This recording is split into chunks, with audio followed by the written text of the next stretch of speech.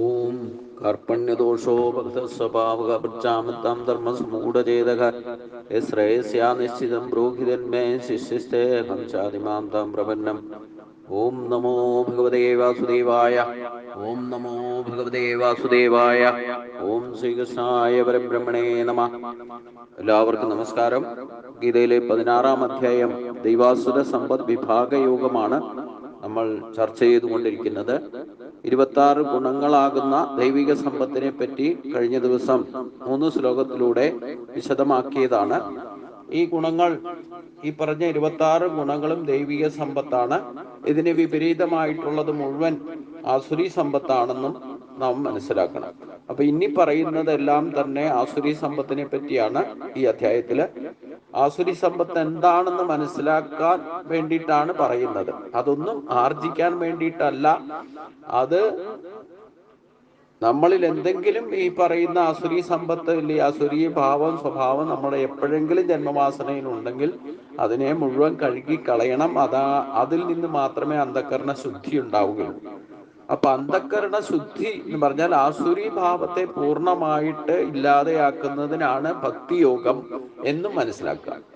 അത് വേദവൈദിക കർമ്മങ്ങൾ അനുസരിച്ചുകൊണ്ടായാലും വേണ്ടില്ല, ക്ഷേത്രദർശനമായാലും വേണ്ടില്ല, നാമസങ്കീർത്തനമായാലും വേണ്ടില്ല, സത്സംഗമായാലും വേണ്ടില്ല. ഇതിന്റെയൊക്കെ ഉദ്ദേശ ലക്ഷ്യം അന്ധകരണ ശുദ്ധിയാണ്. നമ്മളിലുള്ള അനേക ജന്മങ്ങളിൽ നമ്മുടെ സ്വഭാവത്തിൽ തന്നെ ജന്മവാസനയായിട്ടും സ്വഭാവമായിട്ടും കർമ്മവാസനയായിട്ടും ഒക്കെ ഇഴുകി ചേർന്നിരിക്കുന്ന ആസുരി സമ്പത്തിനെ മുഴുവൻ കഴുകിക്കളയുന്നതിനാണ് ഭക്തിയോഗം എന്ന് മനസ്സിലാക്കണം. ഈശ്വര വിശ്വാസവും ഈശ്വര ഉപാസനയും എല്ലാം അന്ധകരണ ശുദ്ധിക്ക് വേണ്ടിയിട്ടുള്ളതാണ്, അല്ലാതെ ഭൗതിക സിദ്ധികൾക്ക് വേണ്ടിയിട്ടല്ല എന്ന സത്യത്തെ മനസ്സിലാക്കണം എന്നർത്ഥം.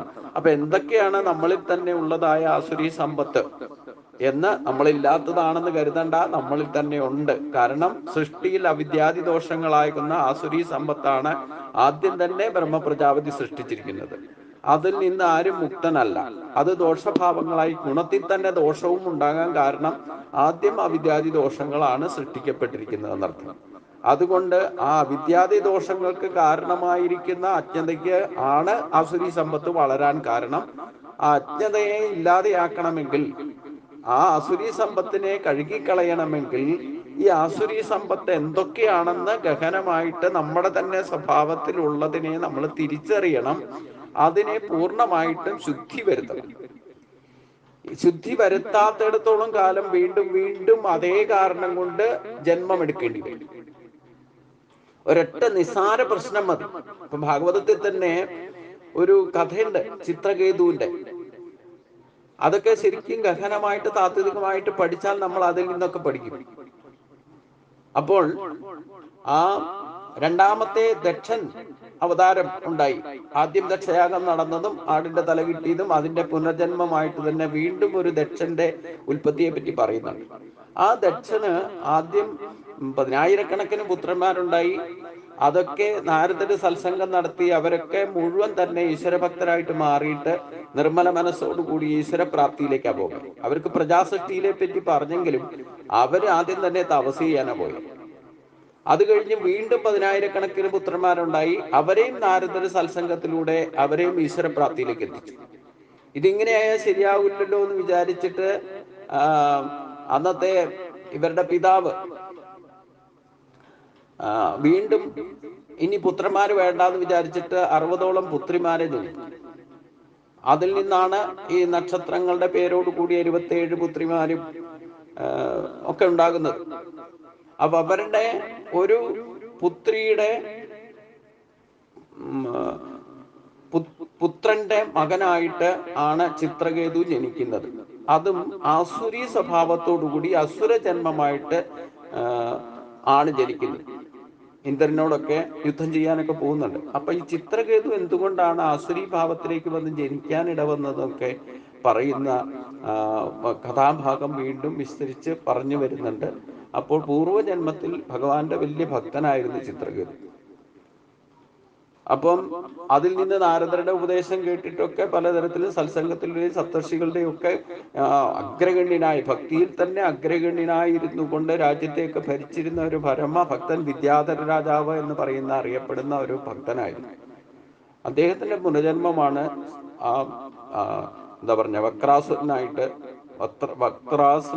ജനിക്കുന്ന ആ ആസുരി ജന്മം. അതിന് കാരണമായിട്ട് ഭവിക്കുന്നത് എത്ര ഭക്തി കൊണ്ട് ഭക്തിയോഗത്തിലൂടെ നടന്നിട്ടും പോലും ഈ ജന്മവാസനയാൽ ഉണ്ടായിട്ടുള്ള ദോഷം കൊണ്ട്, അവിദ്യാദി ദോഷം കൊണ്ട് ആ ഉം, മഹാദേവനെയും പാർവതിയെയും സപ്തർഷികളുടെ മുന്നിലിരുന്ന് നിസ്സംഗഭാവത്തിൽ ഇരുന്നു കൊണ്ട് പാർവതിയെ മടിയിൽ വെച്ചുകൊണ്ട് സത്സംഗം നടത്തിയിരുന്ന ശിവനെ കണ്ടിട്ട് ഈ ചിത്രകേതു കളിയാക്കുന്നു. ഈ വിദ്യാധര രാജാവ് എന്ന പേരറിയപ്പെടുന്ന പൂർവ്വജന്മത്തിലെ പേരിൽ അറിയപ്പെടുന്ന ആ വക്രാസുരന്റെ പൂർവ്വജന്മത്തെയാണ് പറയുന്നത്. ആ ചിത്രകേതു എന്ന പേര് വിദ്യാധര രാജാവ് എന്ന് മാറാൻ തന്നെ കാരണം അത്രമാത്രം ഭഗവാന്റെ ഭക്തനായിട്ട് മാറിയതുകൊണ്ടാണ്.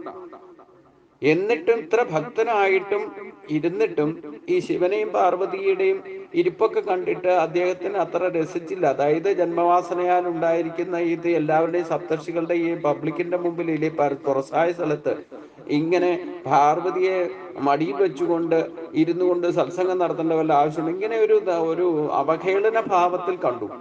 ശിവന് യാതൊരു സങ്കല്പ വ്യത്യാസമോ ഇല്ല, തന്റെ കർമ്മത്തിൽ നിന്ന് വ്യതിചരിക്കുകയോ ഒന്നും ഉണ്ടായില്ല. പക്ഷെ പാർവതിക്ക് ഇത് കണ്ടിട്ട് ദേഷ്യം വന്നിട്ട് ശപിക്കും, നീ അസുരനായിട്ട് ജനിക്കട്ടെ എന്ന് പറയും. അപ്പൊ നിസ്സാര അദ്ദേഹം ഒരു പുച്ഛഭാവം തോന്നിയതാ മനസ്സിൽ, ഭക്തി ഉണ്ടായിട്ടും. ഇതൊക്കെ നമുക്ക് സംഭവിക്കും. നമ്മൾ എത്ര ഭക്തി ഉണ്ടെന്ന് പറഞ്ഞാലും സത്സംഗങ്ങൾ നടത്തിയാലും വേണ്ടില്ല, ഈ ജന്മവാസന ബലത്താൽ ചിലയിടത്ത് ചില കാര്യങ്ങൾ കണ്ടാൽ അതിനെ താത്വികമായിട്ട് മനസ്സിലാക്കാതെ നമ്മുടെ പ്രത്യക്ഷ രൂപത്തിൽ ഭൗതിക ദൃഷ്ടിയിലൊക്കെ കണ്ടു കഴിഞ്ഞാൽ അതിൽ നിന്ന് നമ്മുടെ വികലമായ ചിന്തകൾ മനസ്സിലുദിക്കാന്നർത്ഥം. അപ്പോൾ യഥാർത്ഥ ഭക്തിയിൽ നിന്ന് നമ്മൾ വ്യതിചലിക്കുന്ന അവസ്ഥയൊക്കെ ഉണ്ടാവും.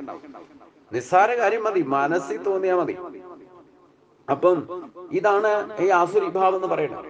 അത് അനേക ജന്മങ്ങളിൽ നമുക്ക് കിട്ടിയിട്ടുള്ള വാസനാബലം. നമ്മൾ അതിനൊന്നും പുറപ്പെടുന്നില്ല. പ്രത്യക്ഷത്തിൽ നമ്മൾ ശാരീരികമായിട്ട് ഈ മനസ്സിൽ തോന്നുന്ന കാര്യത്തിനോ ഇല്ലെങ്കിൽ നമുക്ക് തോന്നുന്ന കാര്യത്തിൽ പ്രത്യക്ഷത്തിൽ ഒന്ന് പ്രതികരിക്കാനോ ഒന്നും പോയില്ലെങ്കിൽ തന്നെ അത് നമുക്ക് തന്നെ ദോഷം ചെയ്യുന്ന അർത്ഥം.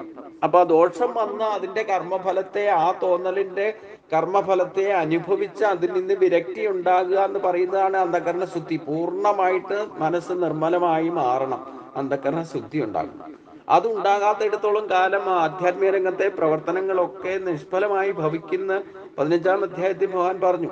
അപ്പൊ ഈ ആസുരി ഭാവം എന്ന് പറയുന്നത് ഏത് സമയത്ത് നമ്മുടെ മനസ്സിനെയും ചിന്തയും വാക്കും പ്രവൃത്തിയിലും ഒക്കെ വന്ന് ഭവിക്കും, ജന്മവാസന ബലം ഉള്ളത് കൊണ്ട്.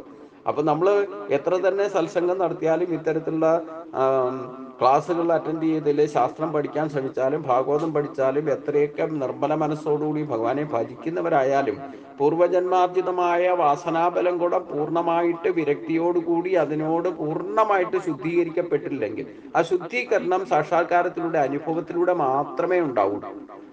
അപ്പൊ ഇത്തരത്തിൽ ഈ കഥകളൊക്കെ മനസ്സിലാക്കുമ്പോൾ ഈ ഭക്തിയുടെ ശ്രേഷ്ഠതയെ നമ്മൾ മനസ്സിലാക്കണം എന്നർത്ഥം. അപ്പം അസുരജന്മത്തിൽ വന്നിട്ടും പൂർവജന്മാർജിതമായിരിക്കുന്ന വാസനാബലത്തെ പറ്റി ഒക്കെ ഭാഗവതത്തിൽ ഈ വക്രാസുരൻ ഇന്ദ്രന് വരെ ഉപദേശം കൊടുക്കുന്ന രംഗമൊക്കെ ഉണ്ട്. അദ്ദേഹം ശരീരം ധരിക്കാൻ പോകുന്നതാണ്. വക്രാസുരനെ കൊല്ലാൻ സാധ്യമല്ല. കൊല്ലാൻ വേണ്ടിയിട്ട് വജ്രായുധം ഉണ്ടാക്കാൻ മറ്റൊരു മഹർഷിയുടെ അസ്ഥി എടുത്തുകൊണ്ട് വന്നിട്ടാണ് ഇന്ദ്രൻ വക്രാസുരനെ ജയിക്കാൻ വേണ്ടിയിട്ട് വജ്രായുധമൊക്കെ ഉണ്ടാക്കുന്നത്. എന്നിട്ടും കൊല്ലാൻ മടിച്ചു നിന്ന അദ്ദേഹത്തിന്റെ ആധ്യാത്മികതയുടെ പരിപക്വത കണ്ടുകൊണ്ട് ഇന്ദ്രൻ ഈ ഇതുപോലെയുള്ള ഒരാളെ എങ്ങനെ കൊല്ലും എന്ന് സംശയിച്ചു നിന്നപ്പോൾ വക്രാസുരൻ തന്നെ ഇന്ദ്രന് ഉപദേശം കൊടുത്തുകൊണ്ട്, ആധ്യാത്മിക ഉപദേശം കൊടുത്തുകൊണ്ട്, എൻ്റെ ശരീരം നീ നശിപ്പിച്ചോളൂ, വിരോധമൊന്നുമില്ല, എനിക്കതിലൊന്നും, ഞാൻ ചെയ്ത കർമ്മത്തിന്റെ ഫലമാണ്. അതുകൊണ്ട് ഈ അസുരനായിട്ട് ജനിച്ചാലും ഇല്ല, ഈ സുരനായിട്ട് ജനിച്ചാലും വേണ്ടില്ല, നമ്മൾ ഈ മായയിൽ പെട്ട് കഴിഞ്ഞാൽ നമ്മളെല്ലാവരും ഒരേപോലെയാണ്. ദേവന്മാരായാലും അതെ, അസുരന്മാരായാലും അതെ. മായാബന്ധത്തിൽ പെട്ട് കഴിഞ്ഞാൽ ഏത് ജന്മം കിട്ടിയാലും ഒരേപോലെയാണ്. നമ്മളൊക്കെ എത്രയോ ജന്മങ്ങൾ കടന്നു വന്നിട്ടുണ്ടാവും. ഈ ജന്മവാസനാ ബലത്താൽ ശരീരം ഇങ്ങനെ സ്ത്രീയായിട്ടും പുരുഷനായിട്ടും പല ജന്മങ്ങളിലൂടെ അച്ഛൻ മകനായിട്ടും മകൻ അച്ഛനായിട്ടും ഭാര്യ ഭർത്താവായിട്ടും ഭർത്താവ് ഭാര്യയായിട്ടും ഒക്കെ ജനിക്കാനിട വരും. ഇങ്ങനെയൊക്കെ നമ്മളിതൊന്നും അറിയുന്നില്ല എന്ന് മാത്രമേ ഉള്ളൂ. ഇങ്ങനെയുള്ള അനുഭവങ്ങൾക്ക്, അതായത് നമ്മുടെ ജീവിച്ചിരിക്കുമ്പോൾ ഉണ്ടാകുന്ന അനുഭവങ്ങളിൽ നിന്നുണ്ടാകുന്ന കർമ്മബന്ധനങ്ങൾ അനുസരിച്ച് പ്രാരാബ്ധ കർമ്മങ്ങളായിട്ട് മാറി അതനുസരിച്ചുള്ള ശരീരപ്രാപ്തിയിലേക്ക് മാറിക്കൊണ്ടേയിരിക്കും. പിന്നെ ഒരു ജന്മത്തിൽ യഥാർത്ഥ ഭക്തിഭാവം ദൈവീയ സമ്പത്തിന് അർഹതയായിക്കൊണ്ട് എന്തെങ്കിലുമൊക്കെ ആധ്യാത്മിക രംഗത്ത് ചെയ്ത് എന്തെങ്കിലും തുടക്കം കുറിച്ചാൽ തന്നെ ആ തുടക്കം തന്നെ അടുത്ത പടിയിലേക്ക് ഉയർത്താൻ വേണ്ടിയിട്ടായിരിക്കും ചിലപ്പോൾ അടുത്ത ജന്മങ്ങളൊക്കെ ഉണ്ടാവും. അപ്പം അത് ചിലപ്പോൾ ആസുരി ജന്മമാകാം, ഗന്ധർവനാകാം, മറ്റു പക്ഷിമൃഗാദികളാകാം, എന്തായാലും വേണ്ടില്ല. നമ്മൾ തുടക്കം കുറിച്ചാൽ മതി, നമുക്ക് ഓട്ടോമാറ്റിക്കായിട്ട് പിന്നെ ചേഞ്ചസ് ഉണ്ടായി ഭഗവാനിൽ എത്തുന്നത് വരെയുള്ള ക്ലിയറൻസ് കിട്ടിക്കൊണ്ടിരിക്കും. അപ്പം ഈ ആസുരി ജന്മം എന്തൊക്കെയാണെന്നൊന്ന് മനസ്സിലാക്കിയിരുന്നാൽ ആധ്യാത്മികതയിൽ നമുക്ക് ദൃഢത വരുത്താൻ സാധിക്കും. ഈശ്വരീയ ജ്ഞാനം നേടുമ്പോൾ ഈ ആസുരി സമ്പത്ത് എന്തൊക്കെയാണെന്ന് അറിഞ്ഞുകൊണ്ട് നമ്മളിൽ ജന്മവാസനാ ബലത്താലോ കർമ്മവാസനാ ബലത്താലോ ഉണ്ടായിട്ടുള്ള ഇപ്പോഴത്തെ സ്വഭാവത്തിൽ എന്തൊക്കെയാണെന്ന് അത് മനസ്സിലാക്കി അതെന്തെങ്കിലും ഉണ്ടെങ്കിൽ, ദോഷങ്ങളുണ്ടെങ്കിൽ അതൊക്കെ സ്വയം ഇല്ലാതെയാക്കാൻ ശ്രമിക്കണം. എന്നാൽ പൂർണ്ണമായിട്ട് എത്രയൊക്കെ ശ്രമിച്ചാലും ശരീരം കൊണ്ട് അതിനൊന്നും പുറപ്പെടുന്നില്ല, അതിൻ്റെ പിന്നാലെ പരക്കം പായുന്നില്ല എന്നുണ്ടെങ്കിൽ പോലും ഇതൊരു എസൻസ് ആയിട്ട് നമ്മുടെ വാസനാബലമായിട്ട് നമ്മുടെ സ്വഭാവത്തിൽ അലിഞ്ഞു ചേർന്നിട്ടുണ്ടാവും. അപ്പം അതും കൂടെ അന്ധകരണ ശുദ്ധിയില്ല, പൂർണ്ണമായിട്ട് ശുദ്ധീകരിക്കണം. അപ്പോഴേ ഈശ്വരപ്രാപ്തിയിലേക്ക് എത്താൻ സാധിക്കുകയുള്ളൂ എന്നർത്ഥം. അപ്പം അതുകൊണ്ട് ഈ ആസുരീ ജന്മത്തിൻ്റെ പ്രത്യേകത, അല്ലെങ്കിൽ ആസുരീ സ്വഭാവം എന്തൊക്കെയാണെന്ന് നമ്മൾ പ്രത്യേകമായിട്ട് ഗഹനമായിട്ട് അത് പഠിക്കണം.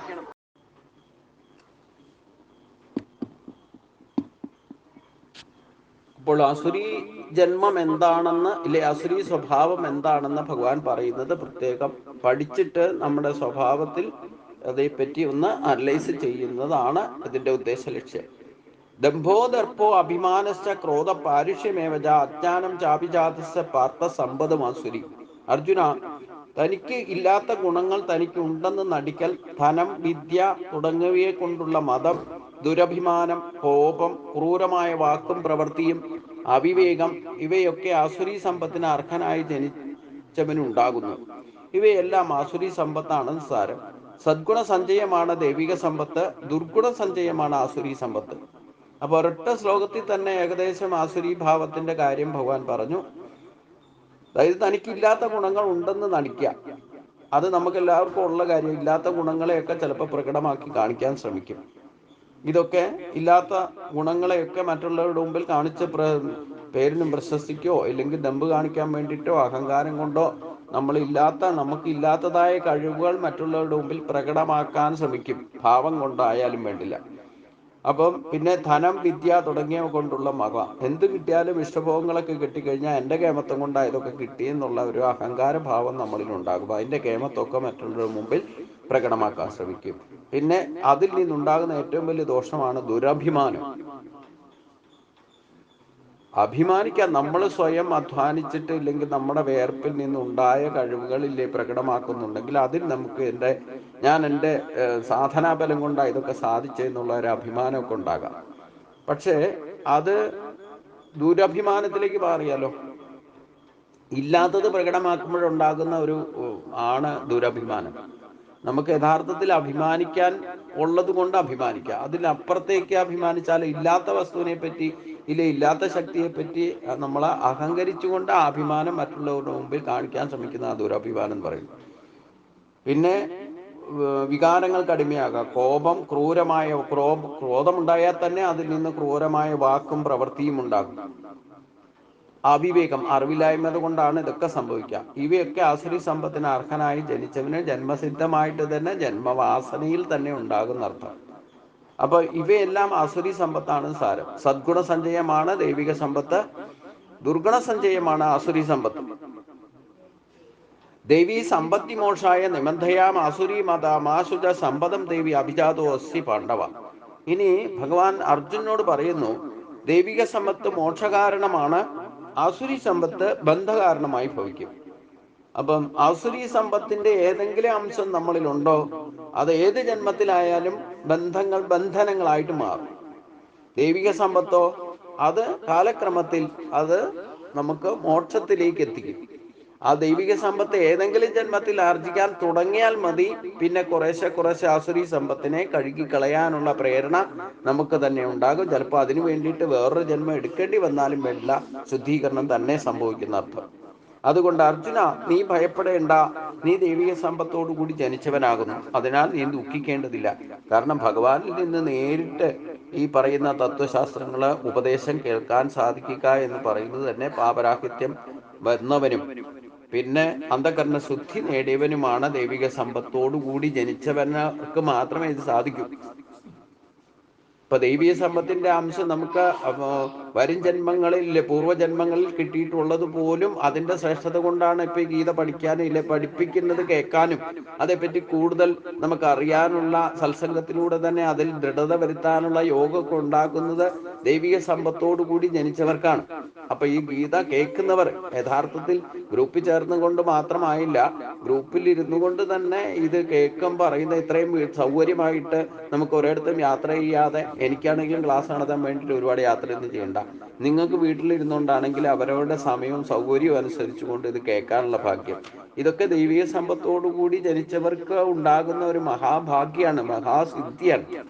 അപ്പൊ ഇതിനെയൊക്കെ വേണ്ട വിധത്തിൽ ഉപയോഗിക്കണം. അപ്പൊ ദൈവിക സമ്പത്തോടു കൂടി ജനിച്ചവർക്ക് മാത്രമേ ഇങ്ങനെയുള്ള അവസരങ്ങൾ കിട്ടിയാൽ പോലും അതിനെ വേണ്ട വിധത്തിൽ യൂട്ടിലൈസ് ചെയ്യാൻ സാധിക്കും. ഇതൊക്കെ വേണമെന്ന് തോന്നിയിട്ട് ചേർന്നവരും ശരിക്കും ഇത് അറ്റൻഡ് ചെയ്യുന്നുണ്ടോ എന്ന് ചോദിച്ചു കഴിഞ്ഞാൽ ഓരോരുത്തരും വിളിച്ചു ചോദിച്ചാൽ അറിയാം എന്താ സ്ഥിതി എന്നുള്ളത്. ഞാൻ ഒരു പ്രാവശ്യമൊക്കെ വിളിച്ചു ചോദിച്ചതാ. അപ്പൊ പലരും അതിൽ 25% വരെ യഥാർത്ഥത്തിൽ അത് യൂട്ടിലൈസ് ചെയ്യുന്നില്ല എന്നാണ് ഞാൻ മനസ്സിലാക്കാൻ സാധിച്ചത്. പല കാരണങ്ങൾ കൊണ്ട്, ഭൗതികമായ ബന്ധങ്ങളോ ബന്ധനങ്ങളോ അതെന്ത് തന്നെ ആയാലും ദൈവിക സമ്പത്തോടു കൂടി ജനിച്ചവർക്ക്, അർജുനനോട് ഭഗവാൻ പറഞ്ഞതുപോലെ തന്നെ ദൈവിക സമ്പത്തോടു കൂടി ജനിച്ചവർക്ക് ഇതൊക്കെ വേണ്ട വിധത്തിൽ മനസ്സിലാക്കാനും അറിയാനും അവസരം കിട്ടിയാൽ തന്നെ അതിനെ യൂട്ടിലൈസ് ചെയ്യാൻ സാധിക്കും.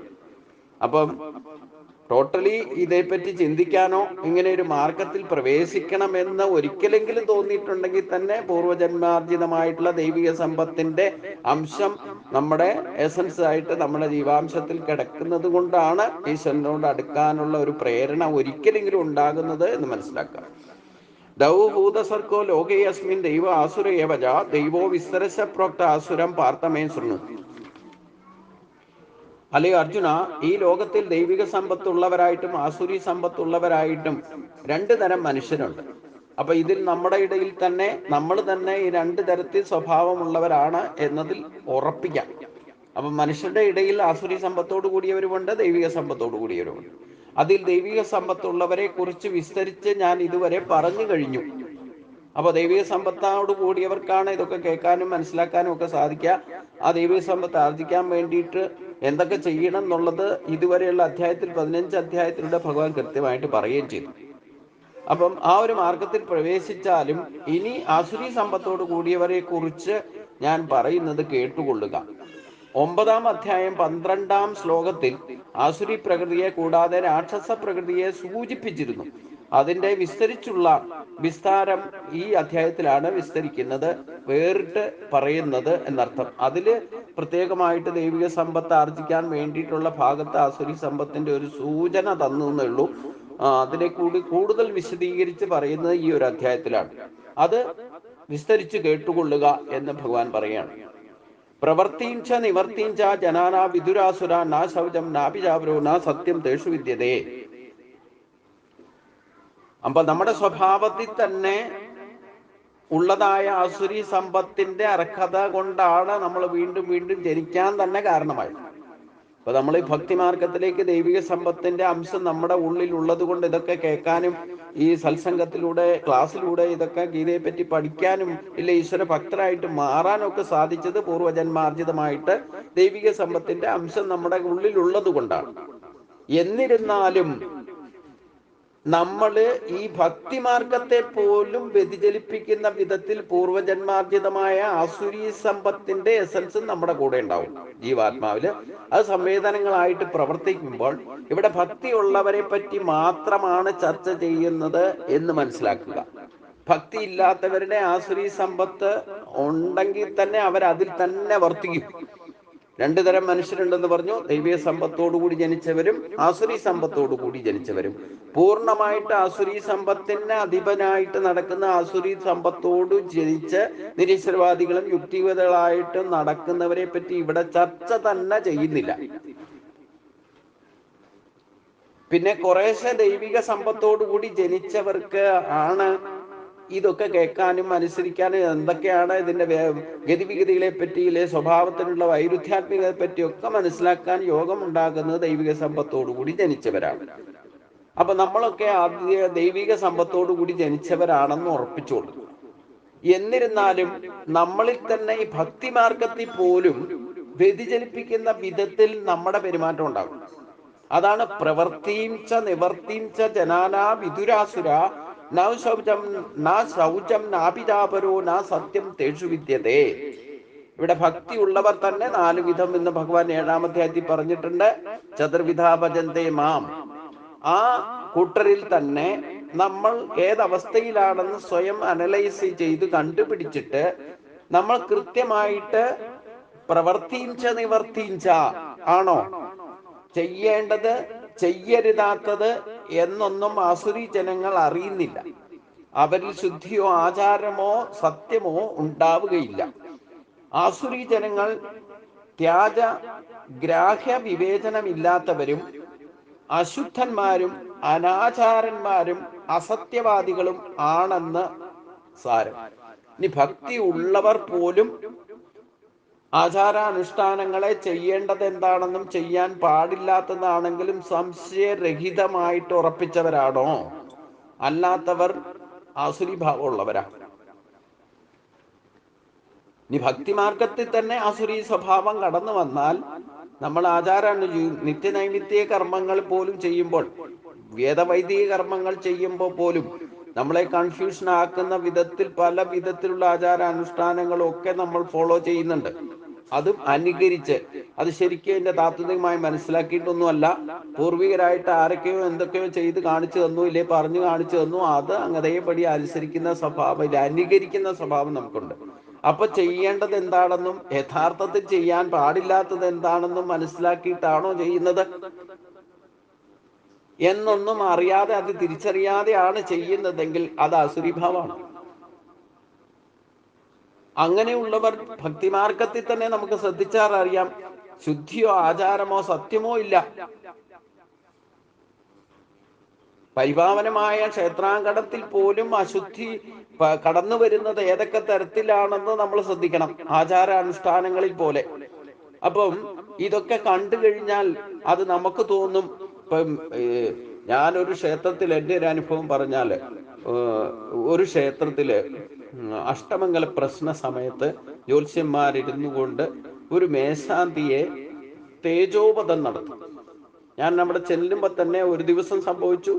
അന്ന് അദ്ദേഹത്തെ അനുനയിപ്പിച്ച് അദ്ദേഹം ദേഷ്യം വന്നിട്ട് വേദിയിൽ നിന്ന് തന്നെ എഴുന്നേറ്റ് പോയി. ഒരു ക്ഷേത്രത്തിൽ, ശിവക്ഷേത്രത്തിലെ മേശാന്തിയാണ് അദ്ദേഹം. ഡൽഹിയിൽ നിന്നോ എവിടെയോ വന്നു, അവിടെയുള്ള ജോലിയെല്ലാം ഉപേക്ഷിച്ച് വന്നിട്ട് ഇവിടെ അടുത്ത് തന്നെ ഒരു ക്ഷേത്രത്തില് മേശാന്തി ആയിട്ട് ഏറ്റെടുത്ത്, ഇന്ന് ശാന്തിക്കാരെ കിട്ടാനും സ്ഥിരമായിട്ട് ഒരു ശാന്തിക്കാരെ ക്ഷേത്രത്തിൽ കിട്ടാനും ബുദ്ധിമുട്ടാണ്. എന്നിട്ട് അന്യദേശത്ത് നിന്ന് വന്നിട്ട് ഒരു ക്ഷേത്രത്തിൽ ഉത്തരവാദിത്വമൊക്കെ ഏറ്റെടുത്ത് അദ്ദേഹത്തിനെ പറ്റുന്ന പോലെയൊക്കെ സഹകരിച്ച് നിന്ന് അത് ചെയ്തുകൊണ്ടിരുന്ന സമയത്ത് അവിടെ ഒരു അഷ്ടമംഗല പ്രശ്നം ഉണ്ടായപ്പം ഈ ജ്യോത്സ്യന്മാരും കമ്മിറ്റിക്കാരും നാട്ടുകാരുടെയൊക്കെ മുമ്പിൽ വെച്ച് ഈ മേശാന്തിയെ ശുദ്ധിയില്ല എന്ന് പറഞ്ഞിട്ട് അവഹേളിക്കുന്ന ഒരു സന്ദർഭം ഉണ്ടായി. അദ്ദേഹത്തെ തേജോവധം ചെയ്യുക സദസ്സിൽ ചെയ്തു. ഈ ജ്യോത്സ്യന്മാർക്കൊന്നും യഥാർത്ഥ അവബോധമില്ലാന്ന്.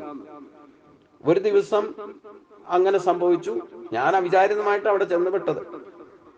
ഞാൻ എന്തെങ്കിലും കണ്ടാൽ, എനിക്ക് കേട്ടാലും അതിന് പ്രതികരിക്കും ശക്തമായിട്ട്. ഇതുപോലുള്ള കാര്യങ്ങൾ, പ്രത്യേകിച്ച് ക്ഷേത്ര കാര്യങ്ങൾ, ആചാരാനുഷ്ഠാനങ്ങൾ എന്തെങ്കിലും കണ്ടാൽ പ്രതികരിക്കും. ഞാൻ എന്തിനാ ഇത് പറയുന്നതെന്ന് ചോദിച്ചു കഴിഞ്ഞാൽ, ഈ ചെയ്യുന്ന എങ്ങനെയൊക്കെയാണ് അശുദ്ധി ആചാരങ്ങളിലോ ഇല്ലെങ്കിൽ മേശാന്തി മുഖേനോ തന്ത്രി മുഖേനോ അല്ലെ മറ്റു ഭക്തജനങ്ങൾ മുഖേനോ ഇപ്പൊ അശുദ്ധി ക്ഷേത്രത്തിൽ ഉണ്ടാകുക എന്ന് പറഞ്ഞാൽ അത് ഒരു വ്യക്തിയുടെ മാത്രം കാരണം കൊണ്ടായിരിക്കില്ല ഉണ്ടാവുക. അതുകൊണ്ട് ഒരു വ്യക്തിയെ മാത്രം എടുത്ത് പറയാനും പാടില്ല എന്ന് എൻ്റെ മതം അതാണ്. അവിടെ എന്താ സംഭവിച്ചതെന്ന് ചോദിച്ചു കഴിഞ്ഞാൽ, ക്ഷേത്രത്തിനകത്ത് അശുദ്ധി ഉണ്ടായി, അത് മേശാന്തി കാരണമാണെന്നാണ് അവിടെ സ്ഥാപിക്കപ്പെട്ടത്.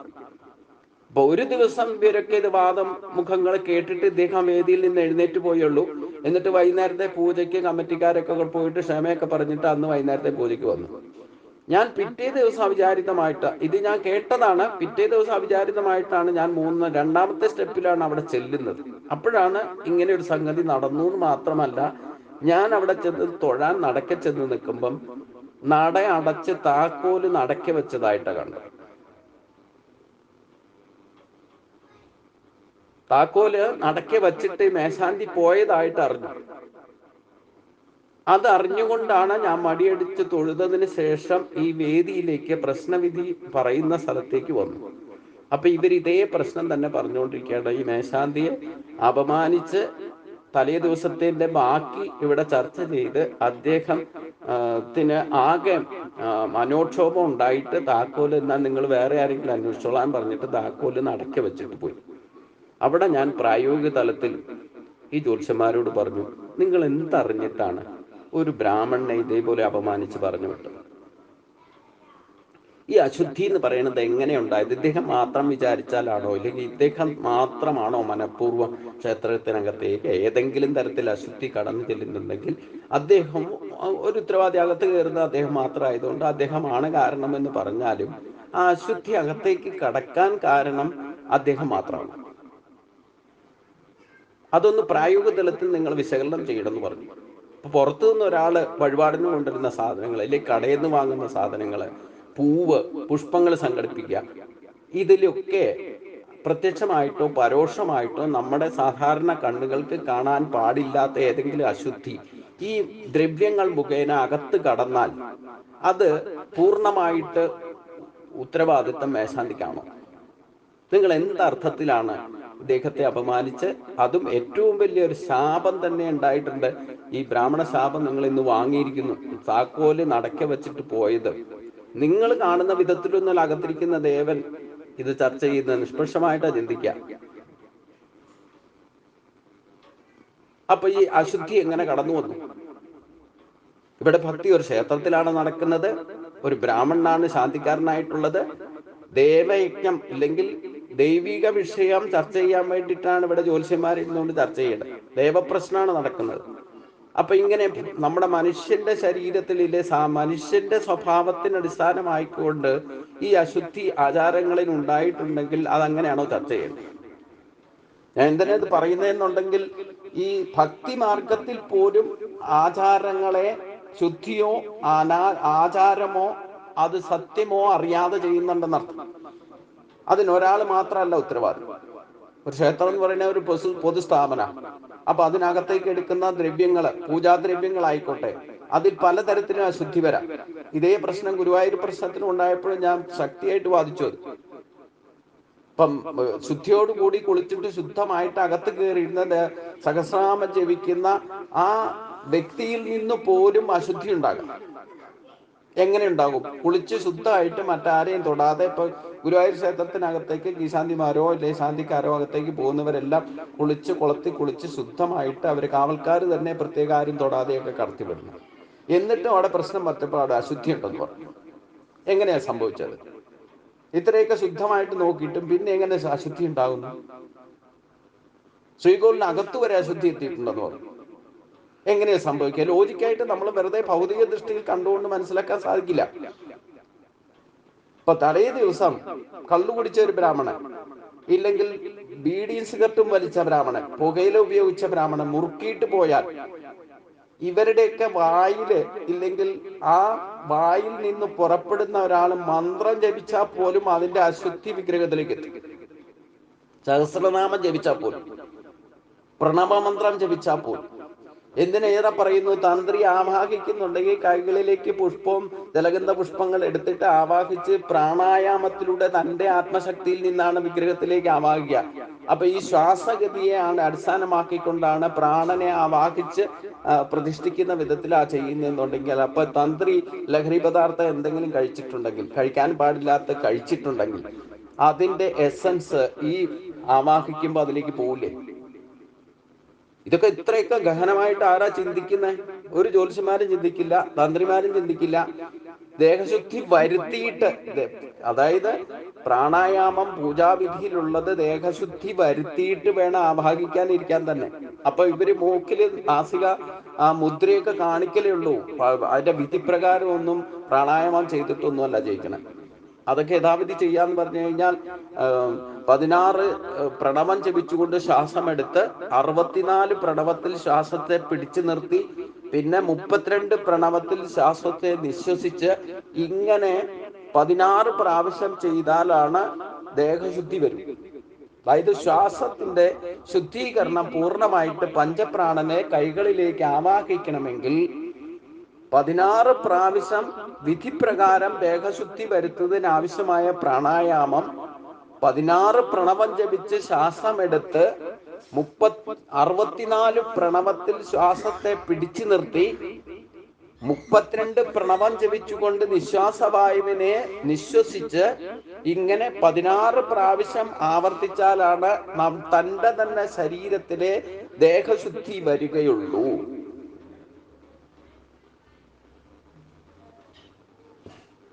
ഇവിടെ ഒരൊറ്റ ശ്ലോകത്തിൽ തന്നെ പറയുന്ന കാര്യം, ചെയ്യേണ്ടതെന്ത് ചെയ്യരുതാത്തതെന്ന് എന്ന് അറിയാതിരിക്കുന്നത് ആസുരീഭാവം. ഇപ്പൊ തന്ത്രി ആയാലും വേണ്ടില്ല, മേശാന്തി ആയാലും വേണ്ടില്ല, ആചാരം യഥാവിധി ചെയ്യണം. അത് ചടങ്ങെന്നുള്ള നിലയിൽ ചെയ്യാനുള്ളതല്ല, അനുകരിക്കലല്ല. ദേഹശുദ്ധി എന്ന് പൂജാവിധിയിൽ പറഞ്ഞിട്ടുണ്ടെങ്കിൽ ആ ദേഹശുദ്ധി ചെയ്യേണ്ട വിധ ഞാൻ പറഞ്ഞു. എത്ര പേര് ഇത് അനുസരിക്കുന്നുണ്ട്? അപ്പം പ്രത്യക്ഷത്തിൽ ഭഗവാന്റെ അടുത്ത് പൂജിക്കുന്നവർ പോലും ഈ ആചാരത്തെ യഥാവിധി അനുഷ്ഠിക്കുന്നുണ്ട്. ഇത് പ്രായോഗിക തലത്തിൽ പറയുന്ന പോലെ പ്രവർത്തിക്കാൻ പ്രയാസമാണെന്ന് എല്ലാവരും ബാധിക്കും. അതൊക്കെ സമ്മതിച്ചു. ഇവിടെ ഭഗവാൻ പറയുന്നത് എന്താ? ഞാൻ അതാ ചോദിക്കുന്നത്. ചെയ്യേണ്ടത് എന്തെന്നും ചെയ്യരുതാത്തത് എന്തെന്നും തിരിച്ചറിയാതിരുന്നാൽ അത് ആസുരീഭാവമാണ്. പിന്നെ അവരിൽ അശുദ്ധിയോ ആചാരമോ സത്യമോ ഇല്ല. ചടങ്ങെന്നുള്ള നിലയിൽ ഇതൊക്കെ ചെയ്തു കൂട്ടുന്നുണ്ടെന്ന് മാത്രം. അപ്പം യഥാർത്ഥത്തിൽ പൂജാതി വിധികൾ പോലും വേദവൈദിക കർമ്മങ്ങൾ അനുസരിച്ചുകൊണ്ട് ശാസ്ത്രവിധി പ്രകാരം ചെയ്യുന്നു. ആചാരാനുഷ്ഠാനങ്ങൾ മുടക്കാൻ പാടില്ല, തെറ്റിക്കാൻ പാടില്ല എന്ന് വാദിക്കുന്നവർ പോലും അവരുടെ ആസുരീഭാവത്തിന് അനുസരിച്ചു കൊണ്ടായിരിക്കും അവരതൊക്കെ ചെയ്യുന്നത്. അത് അറിഞ്ഞോ അറിയാതെ ആയിക്കോട്ടെ, പക്ഷെ അത് സംഭവിച്ചുകൊണ്ടിരിക്കുന്നു.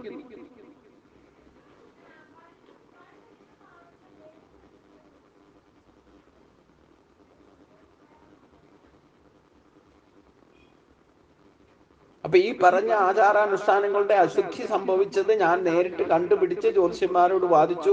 തിരുമേനി പറയുന്നതൊക്കെ ശരി, പക്ഷേ ഇത് പ്രായോഗിക തലത്തിൽ സാധ്യമല്ല. പക്ഷെ ഞാൻ പറഞ്ഞു പ്രായോഗിക തലത്തിൽ സാധ്യമല്ല എന്ന് നിങ്ങൾക്കറിയാം. അപ്പൊ പിന്നെ എന്തുകൊണ്ട് ഒരു ബ്രാഹ്മണനെ സദസ്സിലിരുത്തി നിങ്ങൾ തേജോപതം ചെയ്തു? അദ്ദേഹത്തിന്റെ ശാപം ഇവിടെ ഏറ്റുവാങ്ങിയിരിക്കുന്നു. താക്കോല് നടക്കി വെച്ചിട്ട് പോകാനിടവന്നു. അതിന്റെ പരിണത ഫലം വിത്തിൻ 6 months 6 മാസത്തിനകം ഇവിടെയുള്ളവർ അനുഭവിക്കേണ്ടി വരുന്നു. ഞാൻ പറഞ്ഞിട്ട് അവിടെ നിന്ന് സ്ഥലം പോന്നു. 6 മാസത്തിനൊക്കെ അതിനുള്ള പരിണിത ഫലമൊക്കെ അവിടെ ഉണ്ടായി. അപ്പൊ ഞാൻ അവിടെ ആ ക്ഷേത്രത്തിലേക്ക് ചെന്നാൽ തന്നെ എല്ലാവർക്കും പേടിയാ. ഞാൻ പോകാറില്ല എന്ന്. കാരണം അതിന്റെ പരിണിത ഫലം പ്രത്യക്ഷത്തിൽ അവർ അനുഭവിച്ചു, എന്റെ ഭാവം. അപ്പം ഇവിടെ ചില സത്യങ്ങൾ മനസ്സിലാക്കിയാൽ അത് കണ്ട പ്രതികരിക്കാതിരിക്കാൻ പറ്റില്ല.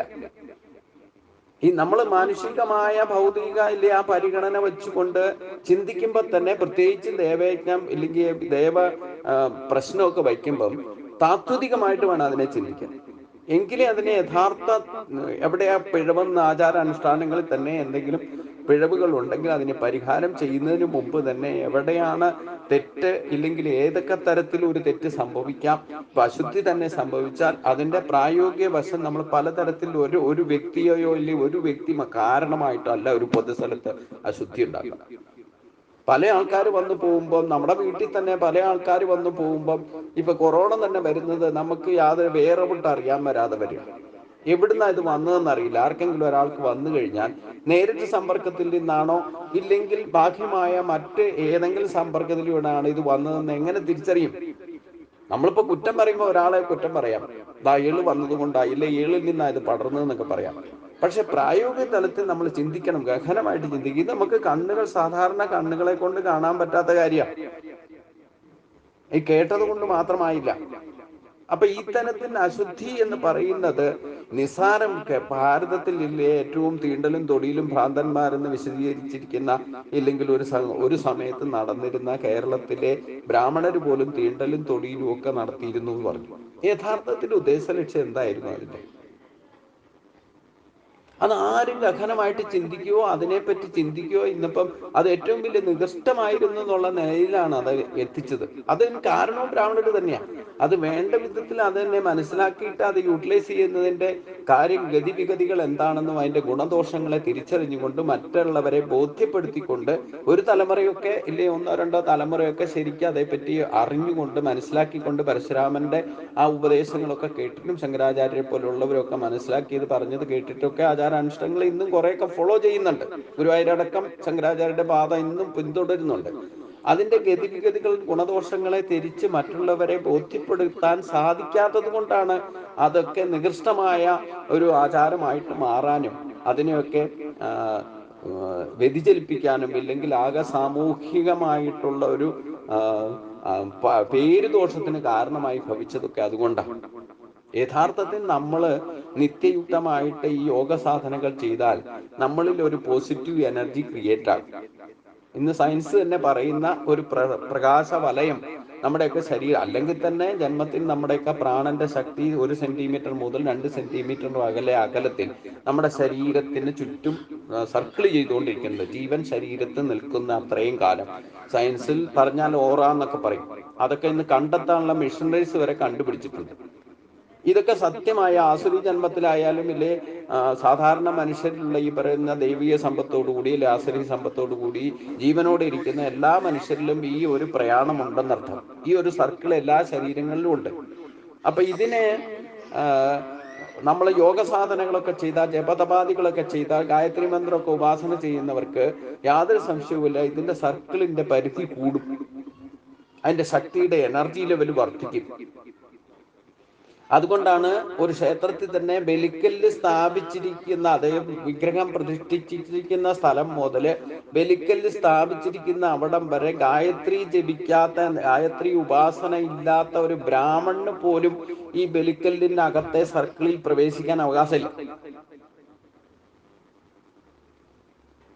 കാരണം ഈശ്വരശക്തിയുടെ എനർജി ലെവല് വിഗ്രഹം പ്രതിഷ്ഠിച്ചിരിക്കുന്ന അവിടം തൊട്ട് ബലിക്കല് വരെ അഷ്ടദിക്പാലകർ വരെയാണ് നിലനിൽക്കുക. അതിന്റെ എനർജി ലെവല് ദിവസവും ഈ പറയുന്ന ശുദ്ധിയൊക്കെ പാലിച്ച് യഥാർത്ഥ ആചാരാനുഷ്ഠാനങ്ങൾ പാലിക്കുന്ന സ്ഥലത്ത് അതിന്റെ എനർജി ലെവല് കൂടുതലായിരിക്കും. അപ്പൊ അതിനകത്തേക്ക് പ്രവേശിക്കണമെങ്കിൽ തന്നെ കുളിച്ച് ശുദ്ധിയോടുകൂടി ഈറൻ വസ്ത്രത്തോട് പോകുന്ന ബ്രാഹ്മണനായിരിക്കണം. അതോടൊപ്പം തന്നെ ഗായത്രി ഉപാസന ചെയ്യുന്ന ബ്രാഹ്മണന് മാത്രമേ ശ്രീകോവിലിനകത്തോ ഇല്ലെങ്കിൽ ബലിക്കല്ല് സ്ഥാപിച്ചതിന് അകത്തേക്ക് പ്രവേശിക്കാൻ അവകാശമുള്ളൂ. ഇതിനെങ്കിൽ അത്രമാത്രം ശുദ്ധി പാലിക്കണം എന്നുള്ളൊരു നിഷ്ഠ പൂർവികരായിട്ട് കണ്ടെത്തിയിരുന്നു. നമ്മുടെ ശരീരത്തിലുള്ള എനർജി ലെവലിൽ വ്യത്യാസം ഉണ്ടാകുന്ന അർത്ഥം യഥാർത്ഥ ഈശ്വരീ ശക്തി പ്രകടമാകും. അപ്പൊ അങ്ങനെയുള്ള കർമ്മം ചെയ്യുന്നവരുമായിട്ട് ബാഹ്യമായി, ഇന്നിപ്പോ എല്ലാവരും കൊറോണ ബാധിച്ചിട്ട് വരെ പരസ്പരം ടച്ച് ചെയ്യാൻ പാടില്ല, തൊഴിൽ പാടുള്ളൂ എന്നൊക്കെ പറയുന്നുണ്ടല്ലോ. അപ്പൊ അതിന്റെ ഭാഗമായിട്ടാണ് അവിടെ തുടരുത് ഇവിടെ തുടരുത് ഈ തീണ്ടലും തൊടിയിലുമായിട്ട് പിന്നെ മാറാനൊക്കെ ഇട വന്നത്. അത് ശരിക്കും മനസ്സിലാക്കാതെ ആസുരി ഭാവത്തിൽ ചിന്തിച്ചിട്ടാണ് അതൊക്കെ നികൃഷ്ടമായ കർമ്മമായിട്ട് മാറാൻ ഇടവന്നതും അത് ബ്രാഹ്മണരുടെ തന്നെ അധപ്പതനത്തിന് തന്നെ കാരണമായി എന്ന് പറഞ്ഞാൽ ഈ ആചാര അനുഷ്ഠാനങ്ങളെ ദുർവിനിയോഗം ചെയ്യാൻ ഉപയോഗിച്ചു എന്നർത്ഥം. അതാണ് ആചാരങ്ങളിൽ ആസുരീഭാവം കടന്നു വന്നാൽ ഇത്തരത്തിലുള്ള അനാചാരങ്ങളായിട്ട് മാറും. അപ്പൊ ചെയ്യേണ്ടതും ചെയ്യരുതാത്തതും എന്താണെന്ന് താത്വികമായിട്ട് ഗുണദോഷങ്ങളെ തിരിച്ചറിയാതെ അതിനെ ഉപയോഗിച്ചാൽ അത് ദുർവിനിയോഗമായി. അത് ബ്രാഹ്മണത്വത്തിൽ പോലും ആസുരീഭാവം ഉണ്ടെന്നർത്ഥം. ഈ 3 ഗുണങ്ങളും എല്ലാവരിലും ഉണ്ടല്ലോ, സത്വരജ തമോ ഗുണങ്ങളുണ്ട്. അപ്പൊ ഈ ആസുരീഭാവമാണ് പ്രകൃതിയിൽ തന്നെ കൂടുതലുള്ളത്. അത് ബ്രാഹ്മണനായാലും ക്ഷത്രിയനായാലും വൈശ്യനായാലും ശൂദ്രനായാലും അതിന്റെ വേരിയേഷൻസ് ഞാൻ പറഞ്ഞു. സത്വഗുണം കൂടി നിന്നാൽ ബ്രാഹ്മണ കുലത്തിൽ ജനിച്ചാലും അവനിലും രജോ ഗുണവും തമോ ഗുണം ഉണ്ടാവും. സ്വഭാവത്തിൽ ആസുരീഭാവം തന്നെയായിരിക്കും എപ്പോഴും കൂടുതൽ നിൽക്കുക. സാത്വികതയിൽ അനേക ജന്മങ്ങളിലുള്ള ദൃഢത വരുന്നവർക്കാണ് ബ്രാഹ്മണ കുലത്തിൽ ജനിക്കുന്നത്. അവർക്ക് ഈ ആസുരീഭാവം ഉണ്ടാവും. തമോ ഗുണത്തിന്റെ ആധിക്യം കൂടിക്കഴിഞ്ഞാൽ ആസുരീഭാവം ഉണ്ടാവും. അപ്പൊ ചെയ്യേണ്ട സമയത്ത് ചെയ്യേണ്ടതുപോലെ അതിന്റെ ഗുണദോഷങ്ങൾ തിരിച്ചറിഞ്ഞ് ചെയ്യാതിരുന്നാൽ ആ ആസുരീഭാവത്തിന്റെ പ്രകടനമാണ്. അപ്പൊ ഈ ശുദ്ധി പാലിക്കുന്നതിലും ശുദ്ധി അശുദ്ധി എന്താണെന്ന് ശരിക്കും തിരിച്ചറിയാതിരിക്കുക. ഇനി അശുദ്ധി വന്നാൽ തന്നെ ഏതൊക്കെ തരത്തിൽ അത് വരാം, അത് പ്രായോഗിക തലത്തിൽ ചിന്തിച്ചിട്ട് എങ്ങനെയാണ് അതിനെ പ്രായോഗിക തലത്തിൽ ശുദ്ധിയോടുകൂടി ചെയ്യാൻ സാധിക്കുക. അത് ശുദ്ധി വന്നാൽ തന്നെ ഒരു വ്യക്തി മാത്രമായിരിക്കോ ഒരു ശ്രീകോവിലിനകത്ത് അശുദ്ധി ഉണ്ടായാൽ ഒരു വ്യക്തി കാരണമാണോ അത് സംഭവിക്കുന്നതെന്ന് കൃത്യമായിട്ട് നമ്മൾ അനലൈസ് ചെയ്യണം. പ്രത്യേകിച്ച് ദേവപ്രശ്നമൊക്കെ നടക്കുമ്പം അത് ഏതൊക്കെ തരത്തിൽ വന്ന് ഞാൻ പറഞ്ഞല്ലോ, നമ്മൾ ശരീരം ജലത്തിൽ മുങ്ങിയിട്ട് ശുദ്ധിയോടുകൂടി ശുദ്ധമായ വസ്ത്രം ധരിച്ച് അകത്ത് കയറിയാലും വേണ്ടില്ല, നമ്മൾ തലേ ദിവസവും 24 മണിക്കൂർ, ചില ലഹരി പദാർത്ഥങ്ങളൊക്കെ 24 മണിക്കൂറും അല്ല 48 മണിക്കൂറൊക്കെ നിൽക്കും. ഞാൻ പറഞ്ഞില്ലേ, ഒരു പ്രാവശ്യം ലഹരി കഴിക്കുന്നയാള് നോൺ വെജിറ്റേറിയൻ ഭക്ഷണം കഴിച്ചാൽ 60 ദിവസം വരെ ശരീരത്തിൽ അതിന്റെ എസൻസ് നിൽക്കും, നെഗറ്റീവ് സംവേദനങ്ങൾ. അപ്പൊ ദിവസവും കഴിക്കുന്നയാളോ ബ്രാഹ്മണം കഴിച്ചാലും ഉണ്ടാവും. അപ്പം ഈ ലഹരി പദാർത്ഥങ്ങൾ വ്യക്തമായി പറഞ്ഞാൽ, മദ്യം കഴിച്ചാൽ, കള്ളു കുടിച്ചാൽ, ഒരു പെഗ് കള്ളു കുടിച്ചാൽ മതി, അതിന്റെ നെഗറ്റീവ് സംവേദനങ്ങൾ ശരീരത്തിൽ 90 ഡേയ്സ് വരെ പ്രവർത്തിക്കും. അപ്പൊ ദിവസവും കഴിക്കുന്ന ആളോ? ഇതൊക്കെ ഗഹനമായിട്ട് ചിന്തിക്കേണ്ട, കണ്ടെത്തേണ്ട കാര്യങ്ങളാണ്. അപ്പൊ അങ്ങനെ കഴിക്കുന്ന, ദിവസവും കഴിക്കുന്ന അല്ലെങ്കിൽ ഈ പൂജ കഴിക്കുമ്പോൾ മാത്രം ശുദ്ധിയോടുകൂടി കുളത്തിൽ കുളിച്ചിട്ട് അമ്പലത്തിൽ കയറുന്ന ആളാണെങ്കിലും വൈകുന്നേരം 24 മണിക്കൂറിനകം ലഹരി പദാർത്ഥങ്ങൾ എന്തെങ്കിലും കഴിച്ചാൽ, പുകവലിക്കുന്ന ആളായിക്കോട്ടെ, ആ ക്ഷേത്രത്തിനകത്ത് കയറ്റാൻ പാടില്ലാത്ത സാധനം, വെറ്റിലടയ്ക്കാൻ കയറ്റാം, പക്ഷെ അതിനോടൊപ്പം പുകയില കയറ്റാൻ പറ്റില്ല, ആ നിയമവിരുദ്ധ. അപ്പം ഈ പുകയില കഴിക്കുകയോ മുറുക്കുന്നവനായാലും സിഗരറ്റോ ബീഡിയോ വലിക്കുന്നവനായാലും കള്ളു കുടിക്കുന്നവനായാലും ബ്രാഹ്മണൻ തന്നെ ഇതൊക്കെ 24 മണിക്കൂർ 48 മണിക്കൂറിനകം കഴിച്ചിട്ടാ പോകുന്നെന്നുണ്ടെങ്കിൽ ശ്രീകോവിലിനകത്ത് കയറി ഇരുന്ന് മന്ത്രം ജപിച്ചാൽ അതിന്റെ നെഗറ്റീവ് എസൻസ് വിഗ്രഹത്തിലേക്ക് എത്തും. അത് അശുദ്ധിയാണ്. ഇനി പൂജയ്ക്ക് കയറ്റുന്ന സാധനങ്ങൾ, പൂജാപുഷ്പങ്ങള്, പഴം, പുഷ്പം, പത്രം, പുഷ്പം, ഫലം, തോയം, ഇതൊക്കെ പൂജയ്ക്ക് വേണ്ടിയിട്ട് മറ്റുള്ളവർ കൊണ്ടുതരുന്നതോ എന്തെങ്കിലും ബ്രാഹ്മണൻ തന്നെ ആയിരിക്കുമല്ലോ ഇത് ശേഖരിച്ചാൽ. ബ്രാഹ്മണൻ തന്നെ ശേഖരിച്ചാലും ബാഹ്യമായ അശുദ്ധി ചിലപ്പം അറിഞ്ഞോ അറിയാതെയോ ഒക്കെ അകത്ത് കയറും. അപ്പൊ ബാഹ്യമായിട്ട് നമ്മൾ ഉപയോഗിക്കുന്ന പഞ്ചദ്രവ്യങ്ങൾ പോലും പൂജയ്ക്ക് എടുക്കുന്നതിൽ പലതരത്തിൽ അശുദ്ധി വരാം. അതൊരു വ്യക്തി തന്നെ കാരണമായിരിക്കണം എന്നില്ല. അപ്പൊ ഒരു ക്ഷേത്രത്തിൽ അശുദ്ധി ഉണ്ടായാൽ ഒരു മേശാന്തി കാരണമാണ് അവിടെ അശുദ്ധി ഉണ്ടാകുന്നത്, ഇല്ലെങ്കിൽ ഈശാന്തി കാരണ, എങ്ങനെ നമുക്കത് നിഗമനത്തിൽ എങ്ങനെ ഉറപ്പിച്ചുകൊണ്ട് കോൺട്രിബ്യൂട്ടറി റെസ്പോൺസിബിലിറ്റി പറയാം.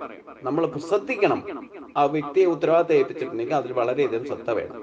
പക്ഷേ അത് കോൺട്രിബ്യൂട്ടറി റെസ്പോൺസിബിലിറ്റി, അതായത് കൂട്ടുത്തരവാദിത്തത്തിന്റെ ഭാഗമായിട്ടേ അദ്ദേഹം ഭാഗമാക്കാവുള്ളൂ. അതായത് ഇൻഡിവിജ്വലി ഒരാൾ തന്നെ ആയിരിക്കുകയല്ല ഒരു ക്ഷേത്രത്തിൽ അശുദ്ധി ഉണ്ടായാൽ കാരണം.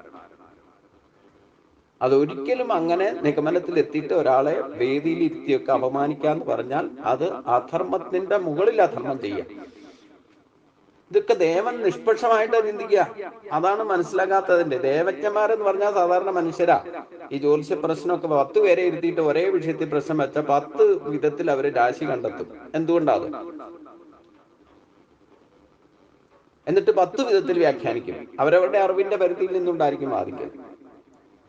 അവരും ചിലപ്പോൾ തലേദിവസമൊക്കെ ഈ ലഹരി പദാർത്ഥം ഉപയോഗിച്ചിട്ടായിരിക്കും വരുന്നത്. അതിന്റെ എസൻസ് അവരുടെ ഉള്ളിലുണ്ടാവും.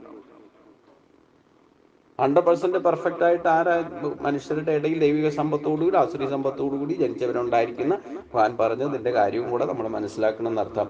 അപ്പം നമ്മൾ ഏത് കാര്യം ക്ഷേത്രത്തിലായാലും ഭക്തി കാര്യങ്ങൾ വീട്ടിൽ ചെയ്യുകയാണെങ്കിലും ചെയ്യേണ്ടത് എന്താണെന്നും ചെയ്യരുതാത്തത് എന്താണെന്നും ശരിക്കും മനസ്സിലാക്കണം എന്നർത്ഥം.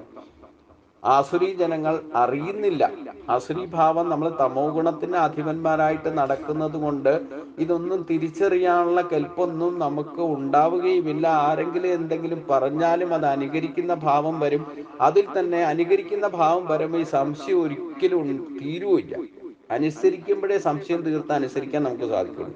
അനുകരിക്കുമ്പോൾ സംശയം തീർത്തിട്ടായിരിക്കല്ലേ ചെയ്യുക. ആരോ എന്തോ പറഞ്ഞു കാണിച്ചു തന്നത് അതേപടി തത്തമ്മേ പൂച്ച പൂച്ച എന്ന് പറഞ്ഞ പോലെ അത് ആവർത്തിക്കുന്ന അവസ്ഥയുണ്ടാകും. അതുകൊണ്ട് അവരിൽ യഥാർത്ഥത്തിൽ ആചാരാനുഷ്ഠാനങ്ങളിൽ പോലും അത്തരത്തിൽ പെരുമാറുന്നവരിൽ ശുദ്ധിയോ ആചാരമോ സത്യമോ ഉണ്ടാവുകയില്ല. അവർ ചെയ്യുന്നത് അനാചാരങ്ങളായിട്ട് മാറും, അത് അസത്യപ്രവർത്തികളായിട്ട് മാറും. ഇത് നമ്മൾ ഗഹനമായിട്ട് ചിന്തിക്കണം. പിന്നെ അസത്യം അപ്രതിഷ്ഠം തേ ജഗദാഹുരനീശ്വരം അപരസ്പര സംഭൂതം കിം അന്യ കാമഹൈതുകം. ഇത് ഓരോ ശ്ലോകം ശരിക്കും ഗഹനമായിട്ട് ചിന്തിക്കേണ്ട വിഷയമാണ്. കാരണം നമ്മളൊക്കെ ഇത് ചെയ്തുകൊണ്ടിരിക്കുന്നത് അതുകൊണ്ടാണ് പ്രശ്നം. ജഗത്ത്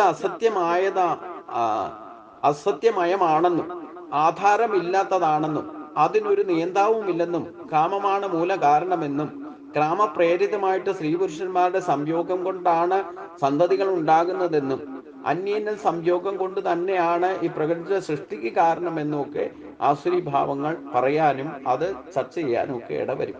അപരസ്പര സംഭൂതം എന്ന് പറഞ്ഞാൽ ജഗത്തിന് വിവിധ വസ്തുക്കൾ ഒരു പ്രത്യേക ക്രമമനുസരിച്ച് ഉണ്ടായതല്ലെന്നും അർത്ഥം നൽകുന്ന ബാലഗംഗാധര തിലകൻ വ്യാഖ്യാനിക്കപ്പെട്ടിട്ടുണ്ട്. സ്ത്രീ പുരുഷ സംയോഗമാണ് ഉൽപ്പത്തിക്ക് കാരണമെന്ന വാദം ഈ പ്രത്യക്ഷത്തിലെ ഭൗതികവാദികളുടെ ഒരു വാദഗതിയാണ്. അതൊക്കെ അസുരി ഭാവത്തിന്റെ പ്രതിഫലനങ്ങളാണെന്നർത്ഥം. ഈ ജഗത്ത് തന്നെ അസത്യമാണെന്നും ആധാരമില്ലാത്തതാണെന്നും അതിന് നിയന്താവില്ലെന്നും അതിനൊരു യജമാനനില്ലെന്നും കേവലം ആഗ്രഹങ്ങൾ അഥവാ കാമമാണ് മൂലകാരണമെന്നും, അതായത് സ്ത്രീ പുരുഷന്മാരുടെ ആ സംയോഗത്തിൽ നിന്നാണ് ഈ ജഗത്ത് തന്നെ സൃഷ്ടിക്കപ്പെട്ടതെന്നുള്ള ചിന്താഗതിയിൽ ആസുരി ഭാവത്തോടു കൂടി വർത്തിക്കുന്നവരുടെ സ്വഭാവത്തെ അല്ലെങ്കിൽ അവരുടെ കാഴ്ചപ്പാടുകളാണ് ഇവിടെ പറയുന്നത്. അന്യോന്യ സംയോഗം കൊണ്ടാണ് ഈ പ്രജകൾ തന്നെ ഉണ്ടായിട്ടുള്ളത്, അത് മാത്രമാണ് സത്യമെന്നും അതിനപ്പുറം അതിനൊന്നൊരു നിയന്താവില്ലെന്നും ഒക്കെ ചിന്തിക്കുന്നത് ആസുരി ജനങ്ങളുടെ ചിന്താഗതിയാണ് എന്നുകൂടെ ഇവിടെ പറയുന്നു. അതായത് ഈ ആത്മീയമായ ഒരു ഉണർവോടുകൂടി ദൈവസമ്പത്തിനർഹതമായിട്ട് എല്ലാത്തിനും ആധാരമായിരിക്കുന്ന ഒരു ബ്രഹ്മത്തെയോ ഇല്ലെ പരമാത്മാവിനെയോ ഈശ്വരനെ പോലും തള്ളി പറയുന്നവരായിരിക്കും ഇത്തരം ജനങ്ങൾ എന്നർത്ഥം. ഏതാം ദൃഷ്ടമിഷ്ടപ്യ നഷ്ടമാത്മനോ ലുപ്തയ പ്രവദന്ത്യുഗ്രകർമാണം ശയായ ജഗദോഹിത. മുൻപറഞ്ഞ വീക്ഷണത്തെ ആശ്രയിച്ചുകൊണ്ട് ആത്മനാശം വന്നവരും അല്പബുദ്ധികളും ക്രൂര കൃത്യങ്ങൾ ചെയ്യുന്നവരും ദ്രോഹികളുമായിരിക്കുന്ന ആസുരി ജനങ്ങൾ ജഗത്തിന്റെ നാശത്തിനായി ഭവിക്കും.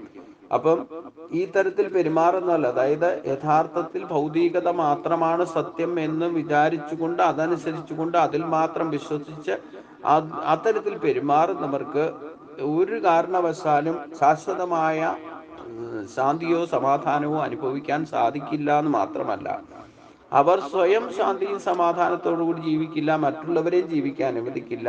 എന്തിനു പറയുന്നു? ഈ ജഗത്തിന്റെ തന്നെ നാശത്തിന് കാരണമായി ഭവിക്കുന്നത് ഈ അസുരി ഭാവമാണെന്നാണ്. അത് ഇല്ലാതിരിക്കാൻ സാധ്യമല്ല. നാശം ജനിച്ചതെല്ലാം മരിക്കും, ഇല്ലാതെ ആക്കണം എന്നൊരു സത്യം കൂടെയുണ്ട്. അതുകൊണ്ട് നമ്മൾ എത്രയൊക്കെ ശ്രമിച്ചാലും ഈ ആസുരി ഭാവത്തെ മുഴുവനായിട്ട് നിർമ്മാർജ്ജനം ചെയ്യാൻ സാധിക്കും, പൂർണ്ണമായിട്ട് ശുദ്ധീകരിക്കാൻ സാധിക്കില്ല. ഭഗവാൻ ജീവിച്ചിരുന്ന കാലത്ത് പോലും സാധിച്ചില്ല. നമ്മൾ കുറച്ച് ഒരു കാലത്തേക്കൊക്കെ അതിനെ ഒരു ശുദ്ധീകരണം നടത്തിയാലും അത് തേച്ചു തുടച്ച് വൃത്തിയാക്കി വെച്ചിരിക്കുന്നിടത്തോളം കാലം അത് ശുദ്ധി നമുക്ക് പ്രകടമായി കാണും. എന്തായാലും നാശത്തിലേക്കാണ് നയിക്കുന്നത്. അപ്പൊ കാലത്തിനും മുമ്പും സമയത്തിനും മുമ്പും അതിനെ യഥാർത്ഥത്തിൽ ഭൗതിക വസ്തുക്കളെ പോലും യഥാവിധി ഗുണദോഷങ്ങൾ അറിഞ്ഞുകൊണ്ട് ഉപയോഗിച്ചാൽ അതിന്റെ ശ്രേഷ്ഠത നമുക്ക് ജീവിച്ചിരിക്കുന്നിടത്തോളം കാലമെങ്കിലും ഉപയോഗിക്കാൻ സാധിക്കും. അതല്ല, അതൊന്നും മനസ്സിലാക്കാതെ തോന്നിവാസം ജീവിച്ചാലോ? അപ്പൊ ഈ താപത്രയങ്ങളും ബന്ധനത്രയങ്ങളും അനുഭവിച്ചുകൊണ്ട് തന്നെ വീണ്ടും ശരീരം നഷ്ടപ്പെടുകയും വീണ്ടും ജനിക്കാനും ഇടവരികയും, ഇങ്ങനെ ഒരു ചക്രത്തിൽ ഏവം പ്രവർത്തിതം ചക്രം നാനുവർത്തയ അധീകയ, ഇതൊന്നും മനസ്സിലാക്കാതെ തന്നെ നമ്മളിങ്ങനെ ചക്രത്തിൽ ചുറ്റിത്തിരിഞ്ഞുകൊണ്ടിരിക്കുന്നർത്ഥം. അപ്പൊ ജഗത്തിനൊരു അധിഷ്ഠാനമോ നീന്താവോ ഇല്ലെന്നും എല്ലാറ്റിനും മൂലകാരണം കാമമാണെന്നും വരുന്നവർക്ക് അധർമ്മ ചിന്തയോ കൃതകൃത്യതയോ വിവേകമോ ഉണ്ടാവുകയില്ല. അവർ ക്രൂരകർമ്മികളും ദ്രോഹികളുമായിട്ട് മാറും. എന്തെങ്കിലും ഞാൻ ഇച്ഛിക്കുന്നത് നേടാൻ വേണ്ടിയിട്ട് മറ്റുള്ളവരെ പോലും ഉപദ്രവിച്ചുകൊണ്ട് കാര്യങ്ങൾ നേടുന്നവരായിരിക്കും എന്നർത്ഥം. അതായത് കാമാശ്രിത്യ ദുഷ്പൂരം ദമ്പമാന്യം അതന്നിത മോഹാത് ഗ്രഹിത്വ സദ്ഗ്രാഹൻ പ്രവർത്തന്റെ ശുചീവൃത. എത്ര നിറച്ചാലും നിറയാത്ത കാമത്തെ ആശ്രയിച്ചിട്ട് ദമ്പം, ഗർവം, മതം എന്നിവയോട് കൂടിയവരും മലിന പ്രവൃത്തികൾ ചെയ്യുന്നവരും അതിൽ ഏർപ്പെട്ടവരും വ്യാമോഹത്താൽ അവിവേകത്താൽ ദുരാഗ്രഹങ്ങളെ സ്വീകരിച്ച് അവർ പ്രവർത്തിക്കാനും ഇടവരും. എത്ര തന്നെ നിറച്ചാലും നിറയാത്ത കാമത്തെ ആശ്രയിച്ചിട്ട് അവരവരുടെ കേമത്തെ കാണിക്കുന്നതിന് വേണ്ടിയിട്ട് പ്രവർത്തിക്കുന്നവരും മലിന പ്രവർത്തികൾ ദുരാചാരങ്ങൾ ചെയ്യുന്നവരും അതിൽ നിരന്തരമായിട്ട് ഏർപ്പെട്ടുകൊണ്ട് വ്യാമോഹത്താൽ അവിവേകത്താൽ ദുരാഗ്രഹങ്ങളെ സ്വീകരിച്ച് അവർ പ്രവർത്തിക്കുന്നവരുമായിരിക്കും. ഇതൊക്കെ നമുക്ക് പ്രത്യക്ഷത്തിൽ ഒന്ന് ചിന്തിച്ചാൽ നമുക്ക് ചുറ്റും തന്നെ കാണാനുണ്ട്. ഭക്തിമാർഗത്തിൽ തന്നെ സഞ്ചരിക്കുന്നവർക്ക് ഇത്തരത്തിൽ ഞാൻ പറഞ്ഞില്ലേ, ഗഹനമായിട്ട് ഒരു വിഷയത്തെ പറ്റി ചിന്തിച്ച കാര്യം ഞാൻ പറഞ്ഞു. ഇത്തരത്തിൽ ഭക്തിമാർഗത്തിൽ തന്നെ സഞ്ചരിക്കുന്നവർക്ക് നമുക്ക് ഇതൊക്കെ കണ്ടു എടുക്കാൻ സാധിക്കും. ഭക്തി ഇല്ലാത്തവരെ പറ്റി ചിന്തിക്കുക തന്നെ വേണ്ട. അവരത്തരത്തിൽ പെരുമാറുന്നു, പറയും, പ്രവർത്തിക്കുന്നതും ചിന്തിക്കുന്നതും ഒക്കെ അത്തരത്തിലായിരിക്കും. ഇനി ഭക്തി ഉള്ളവരിൽ പോലും, ഭക്തരെന്ന് നടിച്ചു നടക്കുന്നവരിൽ പോലും നമുക്കിത് കാണാൻ സാധിക്കും. കണ്ടെത്താൻ ഒരു പ്രയാസമില്ല ഈ പറഞ്ഞ കാര്യങ്ങൾ. അപ്പൊ ഈ പറയുന്ന ചെയ്യേണ്ടതും ചെയ്യേണ്ടാത്തതും എന്തൊക്കെയാണെന്ന് തിരിച്ചറിയുന്നതാണ് യഥാർത്ഥ അറിവെന്ന് ഇതിനു മുമ്പ് തന്നെ ഭഗവാൻ പറഞ്ഞു. കർമ്മണോ ഹ്യവി ബോധവ്യം ബോധവ്യം ച വികർമ്മണാഹ കർമ്മണച്ച ബോധവ്യം ഗഹന കർമ്മണോ ഗതി. എങ്ങനെയൊക്കെ ശ്രദ്ധിച്ച് ചെയ്താൽ പോലും ആ കർമ്മത്തിന്റെ ഗതി എന്താകുന്നത് നമുക്ക് മുൻകൂട്ടിലൊന്നും കണക്കാക്കാൻ സാധ്യമല്ല. എന്തായാലും അന്ധകരണ ശുദ്ധിയോടുകൂടി, ശുദ്ധ മനസ്സോടുകൂടി നമുക്ക് എന്ത് തന്നെ സമർപ്പിച്ചാലും ഞാൻ സന്തോഷത്തോട് സ്വീകരിക്കുന്നു പറഞ്ഞു. ഇതിന് ഏകമാർഗം ഭക്തിമാർഗത്തിൽ സഞ്ചരിക്കുന്നവർക്ക് നമുക്ക് മറ്റുള്ളവരെ ചെയ്യിപ്പിക്കുന്നതിന് നല്ലത് ചെയ്യുന്നതാണ്. നമ്മൾ ചെയ്യുന്നത് മനഃശുദ്ധിയോടുകൂടി, ശുദ്ധി പാലിച്ചുകൊണ്ട് കഴിവതും ചെയ്യേണ്ട സമയത്ത് ചെയ്യേണ്ടതുപോലെ ചെയ്യുന്നവനായിട്ട് ഭവിക്കാനുള്ള മാർഗദർശനമൊക്കെ ഭഗവാൻ ഇതിനു മുമ്പ് തന്നെ നൽകി. അതിന് ശാസ്ത്രം പഠിച്ചാൽ ആ ശാസ്ത്രത്തെ യഥാവിധി മനസ്സിലാക്കിയിട്ട് അനുകരിക്കരുത്, അനുസരിക്കണം. അനുകരിച്ചാലാണ് ഈ പറയുന്ന ആചാരങ്ങൾ തന്നെ അനാചാരങ്ങളായിട്ട് മാറാം. അപ്പൊ യഥാർത്ഥത്തിൽ മനസ്സിലാക്കിക്കൊണ്ട് ചെയ്താൽ അത് നമുക്ക് തന്നെ ചെയ്യാവുന്നത്. പുറത്തു പോയിട്ട് ഒരു ക്ഷേത്രത്തിൽ പോയിട്ട് ചെയ്യുന്നതിന് നല്ലത് നമ്മുടെ ഗ്രഹത്തിൽ ഇരുന്നു കൊണ്ട് നമുക്ക് ഈശ്വരനെ പൂജിക്കാൻ സാധിക്കും. അതിൽ നിഷ്കളങ്ക ഭാവത്തോടു കൂടി ചെയ്യാം. അതിൽ നിവൃത്തിയുള്ളിടത്തോളം അത് അനാചാരങ്ങളായിട്ട് മാറാതിരിക്കാൻ ശ്രദ്ധിക്കുക. അത് അനുസരിക്കുന്ന ഭാവത്തിൽ ഭഗവാൻ പറഞ്ഞ മാർഗം പറഞ്ഞല്ലോ, ഫലേച്ഛയില്ലാതെ അർപ്പണബോധത്തോടെ സർവകർമ്മ ഫലത്യാഗത്തോടു കൂടിയെങ്കിലും ഈശ്വര പൂജയെങ്കിലും അത്തരത്തിലൊന്ന് ചെയ്യാം. അപ്പൊ തന്നെ നമ്മുടെ കർമ്മത്തിൽ ശുദ്ധി വന്നു. ഇല്ലെങ്കിൽ ആധ്യാത്മിക രംഗത്തെ പ്രവർത്തനങ്ങളൊക്കെ ഈ പറയുന്ന വേദവൈദിക കർമ്മങ്ങൾ എത്ര വിസ്തരിച്ച് ചെയ്താലും അതിലൊക്കെ നമുക്ക് യഥാർത്ഥ ലക്ഷ്യത്തിലേക്ക് എത്താൻ സാധിക്കാതെ വരും എന്ന് പറഞ്ഞുകൊണ്ട് നമുക്ക് ഇന്നത്തെ ക്ലാസ് ഇവിടെ സമർപ്പിക്കാം. ബാക്കി ഭാഗം നമുക്ക് അടുത്ത ദിവസം ചിന്തിക്കാം. ഇത് സർവത്ര ഗോവിന്ദനാമ സങ്കീർത്തനം. ഗോവിന്ദ ഹരി ഗോവിന്ദ. ഓം സ്വസ്തി പ്രജാഭ്യാം പരിപാലയന്താം ന്യായേന മാർഗേണ മഹിമഗീശ ഗോബ്രാഹ്മണേഭ്യഃ സുഖിനോ ലോകാ സമസ്താ സുഖിനോ ഭവന്തു. ലോകാ സമസ്താ സുഖിനോ ഭവന്തു. ഓം ശാന്തി ശാന്തി ശാന്തി.